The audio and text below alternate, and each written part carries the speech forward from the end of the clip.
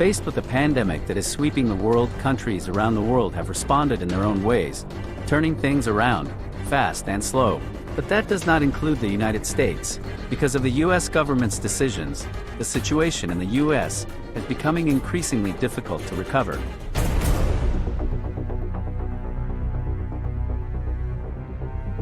Yesterday, the controversial former White House special advisor on the epidemic Scott Atlas, who was appointed by President Donald Trump, announced his resignation. Instead of taking credit for the fight against the epidemic, a former White House special advisor on the epidemic was widely criticized for his support of herd immunity, anti-Fauci, and other extreme remarks. This so-called expert spoke out of the expert who advocated herd immunity, objected to mass quarantine measures, and claimed that novel coronavirus had no effect on children. The reason why the epidemic in the United States is so serious now has a lot to do with the fact that people listen to his words. Now, nearly a year into the epidemic, many Americans still don't believe COVID-19 exists, and an emergency room nurse in the United States says patients have died of what she believes are only the flu and pneumonia. With such an unhelpful advisor, how can the epidemic in the U.S. get better?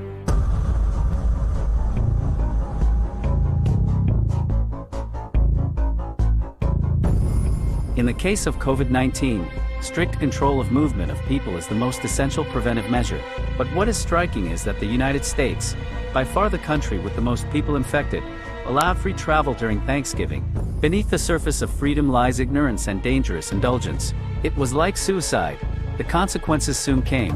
According to the statistics of the COVID-19 Tracking Project, the epidemic situation in the United States got worse. More than 91,500 people were hospitalized on November 29, breaking the previous record. At least 6,000 of them are on ventilators. Fauci warned that the United States could face a surge upon a surge of new confirmed cases in coming weeks. If you graph it, the increase in cases in the United States is almost vertical. With such unhelpful policies, how can the growth of the epidemic be controlled?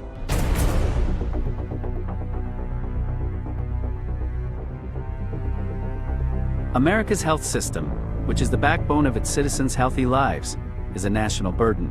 For every $100 spent on treatment in America's 100 most expensive hospitals, patients pay about $1,000. If you get COVID-19, the cost is much higher. According to relevant research data on each COVID-19 patients in the case of no or few complications, and their hospitalization expenses reached $42,486. If the condition is severe, can reach $74,310. Under the condition of high fees, this not every family can afford.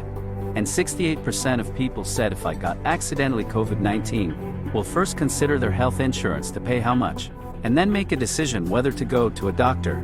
The inability of the poor to afford medical care is also contributing to the rising epidemic in the United States. How can a health system that does so little to help keep patients from suffering? The performance of the U.S. government in the face of the epidemic has disappointed the world and made people feel cold. Rather than engage in political infighting, the United States should reflect on itself and stop dragging its people down.